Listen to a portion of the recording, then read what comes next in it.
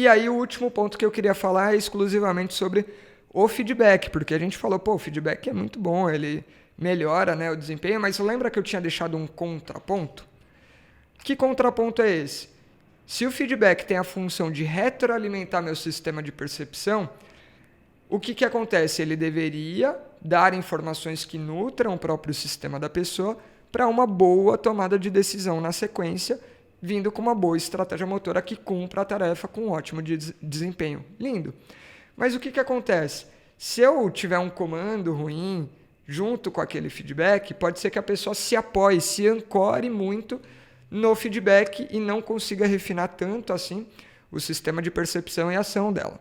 E aí o que vai acontecer? Se eu ficar com aquilo extenuante, talvez a pessoa fique tão ancorada naquilo que ela fica dependente. Então, o que vai acontecer? Em momentos iniciais do nosso treinamento, a pessoa já tem um desempenho pobre, né? Um desempenho ruim, para não dizer catastrófico ali. O que a gente vai fazer no geral? A gente vai simplificar. Simplificar os exercícios, as dinâmicas de tudo que a gente vai fazer, a ponto de ter um desempenho otimizado, mesmo que numa tarefa mais simples, porque é acertando que ela vai aprender e vai refinar o estímulo e resposta desejado, né? E é nessa situação que eu deveria colocar e acrescentar o feedback a ponto de ajudar esse sistema que ainda não está calibrado do ponto de vista de percepção a calibrar qual que é a percepção adequada, a ação adequada. E eu posso fazer isso com feedback em tempo real, como, por exemplo, aquele proprioceptivo, né, que eu falei, do apoio da mão no joelho da pessoa. Eu posso colocar a pessoa de frente para o espelho, por exemplo. Então, ela está recebendo em tempo real a informação da visão, que é um estereoceptor, capta informações do ambiente, mas agora como proprioceptor, para ajudar no entendimento de como o corpo dela está se posicionando no espaço. E isso vai retroalimentando o sistema dela e vai ajudando a balancear ali sistema proprioceptivo distal, o labirinto dela, para falar, opa, você está alinhado, não está alinhado, você está equilibrado, não está equilibrado, até que chega um momento que isso vai refinando a tal modo que, em teoria, eu deveria conseguir desmamar e tirar aquele feedback aumentado que eu dei, por exemplo, com o espelho. O que vai acontecer? Se eu não treinei suficientemente bem e não coloquei o passo a passo desejado, principalmente em relação ao comando, à ação da pessoa e ao foco que eu estou dando para a execução da tarefa, na hora que eu tiro aquilo, é como se eu tirasse a muleta da pessoa. Então, a tendência é do desempenho deteriorar. Então, o que a gente pode fazer? A gente pode ir tirando esse feedback aos poucos para garantir que o desempenho continue otimizado e ela não fique dependente. Ela use o feedback simplesmente como um filtro da ação dela.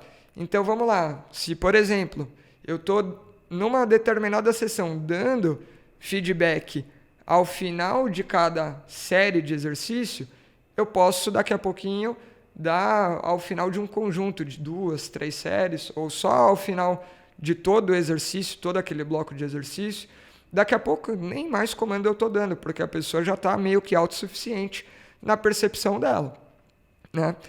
E é interessante porque é comum que a pessoa realmente vá ficando dependente e às vezes ela fala, e aí, foi bom?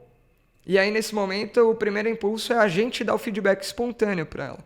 E fala, não, foi bom, ó, ficou assim, ficou assado, não, ó, errou aqui, errou ali.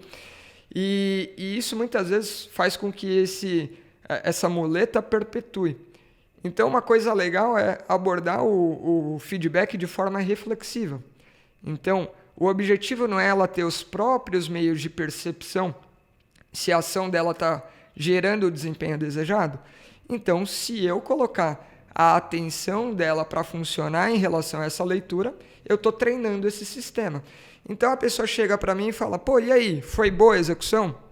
Eu falo, não sei, o que você acha? Como que você acha que você foi? Como que você acha que você executou? Só de fazer isso, a pessoa vai ter que refletir em relação à própria experiência dela. Então, ela vai voltar, vai acessar a memória, vai acessar um pouquinho as sensações dela e vai fazer um julgamento em cima disso. Vai falar, opa, foi bom, foi ruim, balancei aqui, balancei acolá, né? E aí ela vai refinando e isso vai servir como um motor para selecionar ali, opa, isso parece que deu certo, vamos seguir esse caminho. Opa, não parece que deu certo, vamos tentar uma outra alternativa. Então esse feedback reflexivo, né, a pessoa fala, relata o que ela percebeu e depois a gente só ajusta, ele costuma ser muito bacana, porque ele vai muito mais direto ao ponto, de forma ali a só lapidar a informação que a pessoa já tem e você garante que ela vai estar treinando o próprio sistema de percepção dela.